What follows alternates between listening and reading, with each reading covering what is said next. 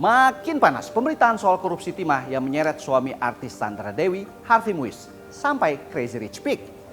Bahkan kasus ini disebut sebagai skandal korupsi terbesar, 271 triliun.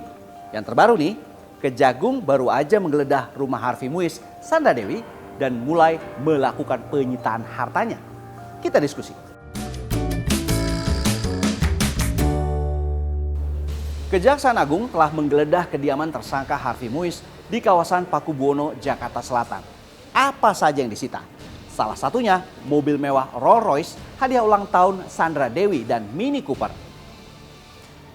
Penggeledahan dilakukan usai Harvey ditetapkan jadi tersangka 27 Maret lalu.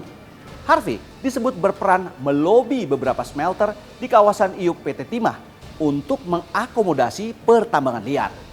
Sebelum Harvey Muiz, Kejagung juga menggeledah rumah Crazy Rich Pig, Helena Lim. Saat itu, jumlah uang yang disita di rumahnya ada 10 miliar rupiah.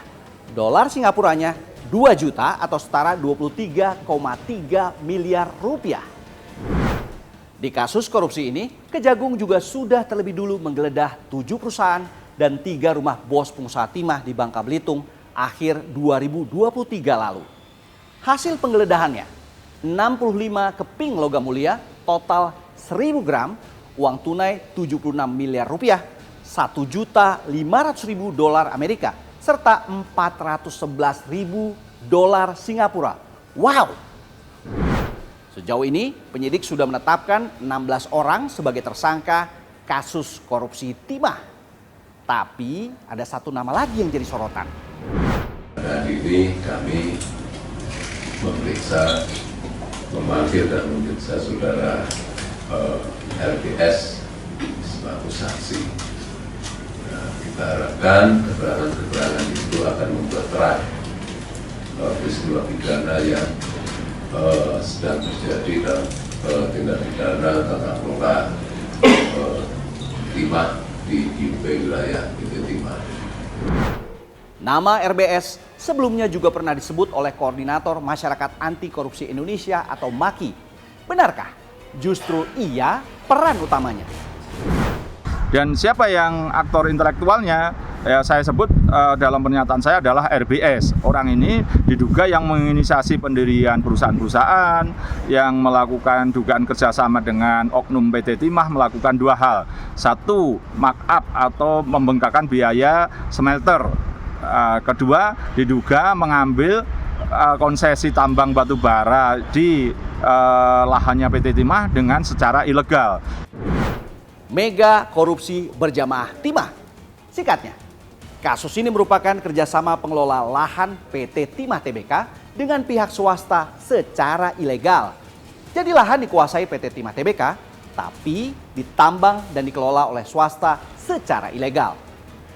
Kalau kata staf Sus BUMN, kasus ini memang sudah ditunggu-tunggu terbongkar supaya tidak ada lagi pencurian timah di lahan PT Timah.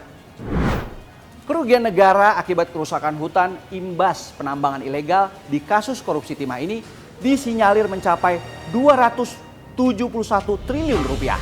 Selain korupsinya, jaksa juga melebarkan penyidikan ke dugaan TPPU, tindak pidana pencucian uang. Sebagaimana telah kami sampaikan bahwa dalam setiap penanganan perkara tindak pidana korupsi, kami selalu menelusuri juga potensi adanya TPPU, ya, sehingga itu sudah menjadi program kami. TPPU sudah kita lakukan, bahkan Helena Lim memang sudah kita sampaikan dalam tindak pidana pencucian uang, tidak tertutup kemungkinan terhadap HM. Dugaan korupsi tata niaga timah telah berlangsung lama sejak 2015 hingga 2022. Bagaimana pengawasan negara selama ini? Punya mekanisme termasuk juga mekanisme pada waktu memberikan perizinan, kan gitu ya, memberikan perizinan. Tetapi apakah setelah memberikan perizinan itu negara tidak punya mekanisme mengawasi, berkala melihat apakah izinnya digunakan yang minta izin ataukah diordinatkan gitu kan ya, dan kemudian bagaimana caranya penambangan itu kan seperti kita beli tanah terus termasuk apa itu hanya urusan kita saja, tidak. Beli tanah pun kan harus lihat mau dibangun apa, harus ada izin pembangunan. Nah ini kan juga harus dilihat bagaimana caranya mereka menggunakan tata kelola tambang timah itu, perusahaan itu kan harus ada mekanismenya, betulkah? Adakah persyaratan-persyaratan lain itu sudah dipenuhi apa tidak? Kan harus ada smelternya, kemudian harus ada bagaimana penggunaan lahan yang sekian banyak itu, polusinya bagaimana, masyarakat adatnya bagaimana. Ini dijalankan nggak? Kejaksaan Agung, penegak hukum, Kejaksaan Agung, KPK, kemudian polisi yang bisa menangani korupsi dan kejahatan keuangan yang lain, terutama korupsi, itu sudah ada dari UNCAC 2003. Itu sudah ada semacam, kan sudah masuk di artikelnya, yaitu sudah ada sebenarnya dalam tanda petik keharusan kalau dia memang negara itu memang betul-betul ingin memberantas korupsinya dan ingin optimal mengembalikan uang hasil korupsinya yang menurut masyarakat istilahnya adalah dimiskinkan kembalikan kepada kami, kan gitu ya. Itu langsung, of course, dia paradigmanya, strateginya langsung pakai TPPU. Halus, tidak seperti ini. Jadinya harusnya dengan TPPU langsung.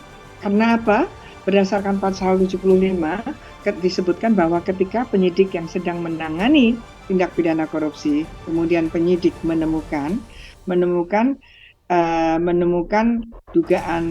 dugaan kuat bahwa terjadi tindak pidana pencucian uangnya, maka penyidik korupsi dan penyidik TPPU-nya tadi, dugaannya tadi, menggabungkan. Kasus korupsi timah tidak hanya merugikan keuangan negara, namun juga lingkungan. Menghukum koruptor dengan adil harus ditegakkan. Tetapi yang juga penting, pertanggungjawaban proses pemulihan lingkungannya. Terima kasih ya sudah nemenin diskusi.